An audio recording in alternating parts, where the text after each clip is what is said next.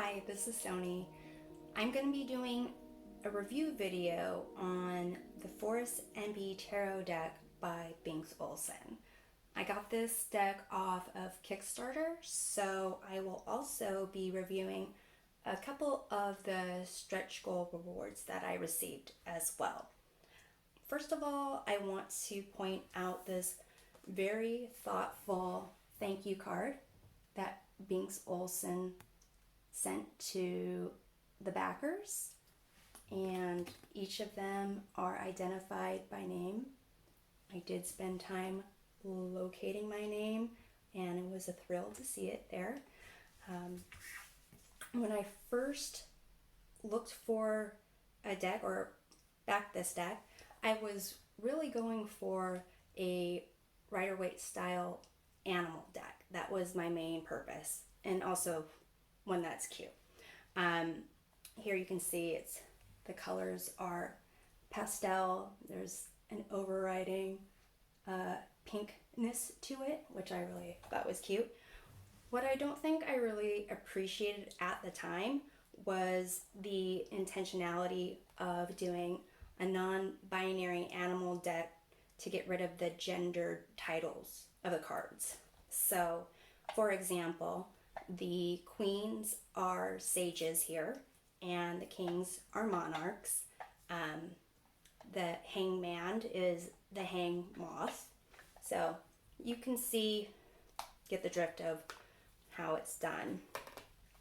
The box here, it's a metallic closed box, and it's kind of glossy feel to it. Inside there's a ribbon where you can kind of pop out the deck here. There is a guide pamphlet that's rather brief because it is based on the Rider-Waite style. There are a couple of spreads that you can do as well. Wait, where's it? Right there at the bottom. You know, when I first got this deck, I just broke into it, so excited to take a look at it, that I forgot about the email that was sent out saying that the kind of silver glitter on the edge here was a bit excessive, and I got glitter all over my hands. But as soon as that happened, I remembered that the email said just to, take a cloth and wipe it off, and it worked, and doesn't detract from the edging at all, which is pretty nice. Let's see here. The suits are kind of color coordinated, and there's an animal associated with the deck, the different suits in the deck. For example, the wands are associated with hares. The cups are associated with little kitty cats. The swords are associated with bats, and the pentacles are associated with chickens, because of course. I'm going to do a quick flip through of the Forest Enby Tarot deck so that you can take a look at the beautiful artwork on each card, and to take a look at the silver edges of these cards. This is after I had wiped off the excess glitter with a cloth, and it's still nice and shiny. Here is also a close-up of the back of the cards. So if you do reversals, it kind of can go either way.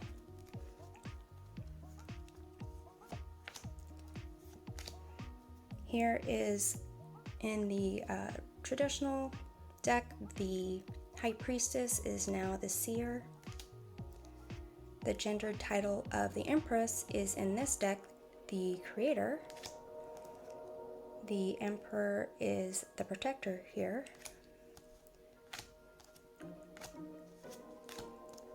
This Strength card and the Hermit card are probably two of my favorite in the Major Arcana.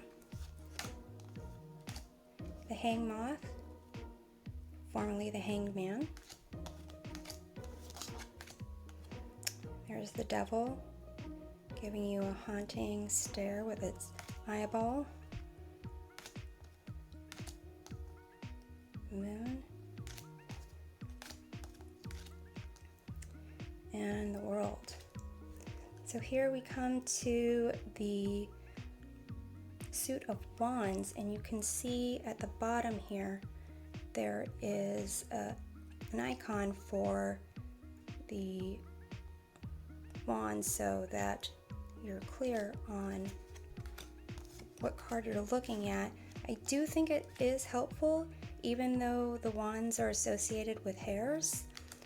There are a couple of cards, like the 7 and 8 of wands, that are spears, and you might confuse them with the sword suit.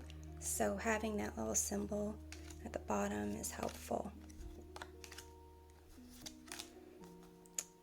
And here the formerly queens are shown as sages, and kings are here shown as monarchs. We're now going into the cups, which are associated with little kitty cats. You can see, even though there are similar color schemes used, each suit does have its own kind of color palette, as well as the animal associated with it. Here we are with the bats and the swords.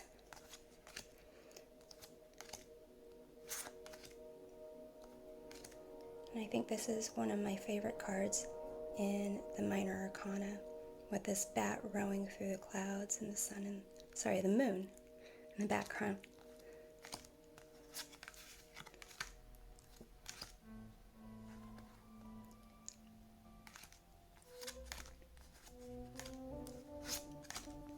And when I am done here, I will actually shuffle these so you can kind of get a better idea about the flexibility of these cards.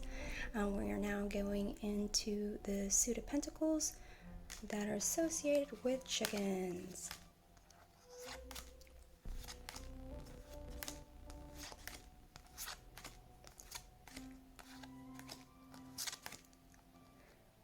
And I really like this Knight of Pentacles chicken on the snail there. Okay, so I'm going to go ahead and pick these up.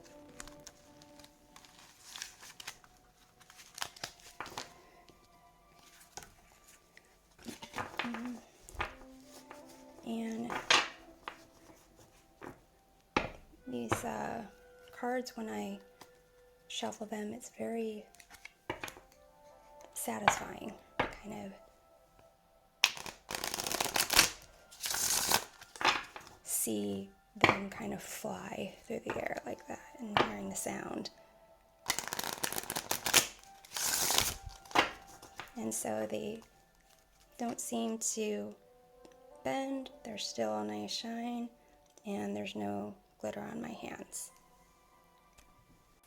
These adorable sticker stamps that are basically the image of each of the cards. I scan these because I know I want to be able to print out more to use in the handmade journal that came as well. This is one of the many unique handmade journals by Binx Olsen. Oh, and there goes the instruction. I'm covering up the secret name of the journal here because that's just for me. And there's instructions on how to open the journal. You can see here there's a ribbon that closes it off with a key and a little strawberry charm here. There were a lot of different themes for the journal, and I went with the one that has all the little animals that go along with the cards themselves. Inside the journal, there's this ribbon here so you can mark your place, and it's a tarot journal. There's a spot for you to kind of keep track of the date, who did the reading, who you did the reading on, impressions, and you can put your stickers here. You can draw, doodle, whatever you need to do. And there's also a tarot tally in here as well, so you can keep track of the different aspects of the journal. I really like the deck so far. I did an interview of the deck, which was overall positive. And when I asked about what type of situations the deck would prefer to advise on, I got the Knight of Cups. So this will be my go-to deck whenever somebody has a question about romance or relationships in general, imagination stuff. And yeah, so Binx Olsen also has more art on, I believe it was Instagram. I saw there was an account and some images of something that looked like ghosts, but definitely with the same kind of feel. If Binx Olsen next produces a ghost tarot deck, I'm all in as well. I hope you've enjoyed this review, and take care.